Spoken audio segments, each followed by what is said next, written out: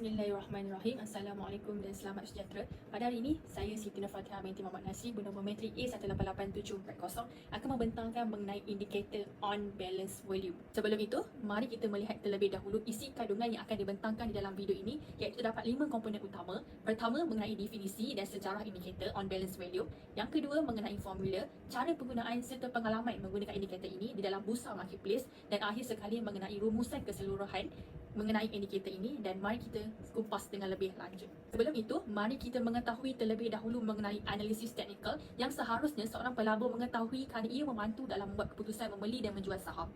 Dalam ilmu analisis teknikal, terdapat ribuan jenis indikator yang dibangunkan bagi memudahkan pelabur membuat keputusan membeli dan menjual saham. Indikator analisis teknikal juga membantu dalam menganalisis pergerakan harga saham atau instrumen kewangan dengan menggunakan data yang lepas seperti harga, volume dan indikator lain. Dan terdapat dua kategori indikator, iaitu indikator asas, basics, dan indikator tambahan, supplement. Lepas kita sudah mengetahui mengenai analisis teknikal, kita akan pergi kepada indikator yang dipilih, iaitu on balance volume atau lebih dikenali sebagai OBV. OBV merupakan salah satu analisis teknikal untuk mengira tekanan pembelian dan juga jualan. Untuk lebih mudah memahami OBV, iaitu merupakan cumulative indicator pada nilai harga tersebut dan ditambahkan atau ditolak pada hari sebelumnya. Ini bermaksud jika harga pada hari tersebut menaik, volume hari tersebut akan ditambahkan dengan nilai cumulative OBV. Dan juga sebaliknya, jika harga hari tersebut menurun, maka volume hari tersebut perlu ditolak pada nilai cumulative OBV. Selepas itu, nilai OBV akan diplot sebagai satu garisan untuk memudahkan dalam membuat keputusan membeli dan menjual saham. Dan OBV akan digunakan untuk mengenal pasti aliran keseluruhan trend dan membuat jangkaan pergerakan harga pada masa akan datang dengan menggunakan pattern divergence. Seterusnya, kita pergi kepada sejarah on balance volume, iaitu pada tahun 1963. Indikator ini dicipta oleh John Glanville dan mula diperkenalkan di dalam bukunya bertajuk New Key to Stock Market Profits. Seperti yang telah disebut pada slide selepas, indikator ini sangat signifikan dalam dunia pelaburan kerana merupakan indikator pertama yang mengambil kira aliran positif dan negatif. Indikator ini juga mengukur aliran volume pelaburan saham dengan menambah atau mengurangkan volume setiap tempoh pelaburan bergantung kepada harga saham sama ada naik ataupun turun. Kita pergi pula kepada formula on balance volume, iaitu cara mengiranya adalah OBV sama dengan OBV preview ditambahkan dengan volume sekiranya nilai close lebih tinggi daripada nilai close preview. Dan sekiranya nilai close sama dengan nilai close preview, ianya perlu ditambahkan kosong. Dan sekiranya close lebih kecil daripada nilai close preview, ianya perlu ditolak volume seperti ringkasan yang ditunjukkan di atas. Kita akan pergi pula kepada cara penggunaan on balance volume, iaitu OBV adalah sangat berguna untuk melihat aliran trend semasa dan juga akan menjangkakan arah pergerakan harga pada masa akan datang. Ini boleh dilakukan dengan melihat signal ataupun setup yang memerlukan indikator tambahan. Pertama sekali dengan melihat trend OBV dan membuat perbandingan trend pergerakan harga, dan jika trend tersebut selari, maka pelabur boleh buat keputusan untuk membeli saham tersebut. Tetapi untuk melihat masa yang sesuai untuk membeli, ia memerlukan indikator tambahan seperti RSI ataupun statistics. Dan secara asasnya, untuk memahaminya, apabila harga menaik dalam bar, maka OBV akan sentiasa naik, tetapi bergantung kepada kekuatan OBV yang dipengaruhi oleh jumlah volume yang menaikkan harga saham tersebut. Pergi kepada analisis menggunakan bursa marketplace. Mari kita analisis carta euro dolar yang menggambarkan konsep OBV divergence, iaitu kita akan menumpukan kepada tindakan harga terkini yang menunjukkan aliran menaik yang singkat. Pada mulanya, kedua-dua harga dan OBV meningkat yang menunjukkan aliran menaik dengan volume yang turut menaik.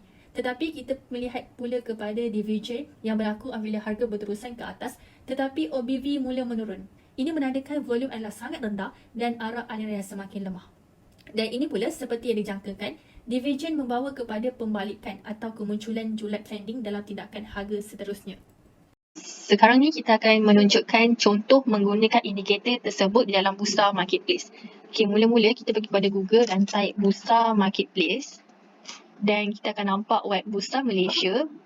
Dan dekat sini dia akan pergi kepada website bursa Malaysia. Dan kita lihat pada atas ni, kita boleh klik bursa marketplace. Dan dekat sini sama ada kita nak search terus saham tersebut ataupun boleh login account. Dan untuk lebih memudahkan, saya akan login account terus, iaitu saya menggunakan account Google, email siswa. Okey, ini merupakan paparan untuk saya punya bursa marketplace, iaitu kita akan pergi kepada ikon search ini dan saya akan pilih company Graphics, iaitu merupakan satu company yang memegang pelaburan berpangkalan di Malaysia yang terlibat di dalam menyediakan perkhidmatan pengurusan. Okey, kita boleh lihat dekat sini bahawa saham bagi syarikat ini adalah jatuh pada 4173 Di mana bid dia seperti kita tahulah, untuk membeli saham secara amnya, bid perlulah sama ataupun lebih rendah daripada harga yang ditawarkan. Seperti ini kita tak boleh belilah sebab bid dia 4.63 dan harga terkini adalah 4.73. Okey. Kita pergi ke bawah, scroll dan pergi kepada technical chart. Dekat technical chart ini, okey, dia akan muncul paparan seperti ini. Ini kita panggil dia candle. Dan dekat atas ni adalah nama saham tersebut. Ni adalah days. Kita boleh tukar sama ada nak lihat 1 days, 2 days or so on.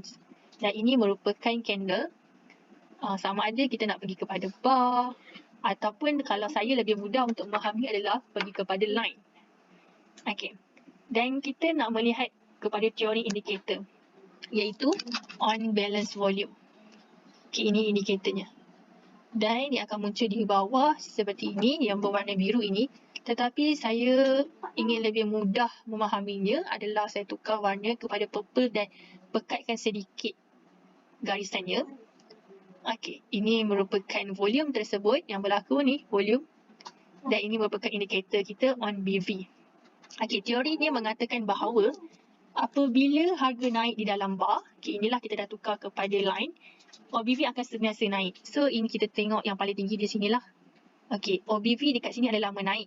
Dan dekat sini pun sama, menaik. Iaitu volume itu menaik. Kerana dia masih dipengaruhi oleh jumlah volume. Dan kita pergi pula kepada OBV yang sedang menurun. Dekat sini. Okey, OBV yang sedang mengalami kejatuhan ini disebabkan oleh volume yang dipengaruhi ini adalah rendah. So, kat sini pun rendah. So, secara ringkasnya, kita tidak boleh membeli saham pada harga yang tinggi. Merupakan game value saya yang sangat rendah apabila menggunakan hanya satu indikator dalam membuat keputusan membeli dan menjual saham. Lepas daripada kejadian itu, saya menggunakan indikator tambahan bagi membuat keputusan untuk membeli atau menjual saham tersebut. Iaitu di mana saya menggunakan indikator tambahan iaitu bernama Stochastic RSI.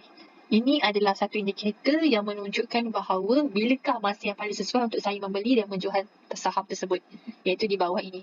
Saya boleh comparekan antara indikator stock RSI dengan OBV untuk membuat keputusan yang lebih baik dalam membeli saham tersebut. Contohnya di sini adalah apabila saham tersebut berada pada keadaan yang rendah, iaitu pada waktu ini, saya boleh membeli saham tersebut pada masa yang ditetapkan oleh stock RSI. Dan hasilnya menjadi seperti ini. Ini merupakan game value saya yang sangat tinggi apabila saya menggunakan kedua-dua indikator dalam membuat keputusan membeli dan menjual saham. Keseluruhannya, OBV adalah suatu indikator yang boleh digunakan untuk mengukur tekanan belian, buying pressure dan tekanan jualan, selling pressure, dan ramai pelabur percaya bahawa tekanan belian dan jualan akan berlaku sebelum harga bertindak balas. Pelabur juga seharusnya diingatkan untuk tidak hanya bergantung kepada indikator OBV sahaja tetapi memerlukan indikator tambahan bagi menguatkan signal dan setup dalam keputusan membeli dan menjual saham. Sekian sahaja pembincangan saya. Sekian, terima kasih.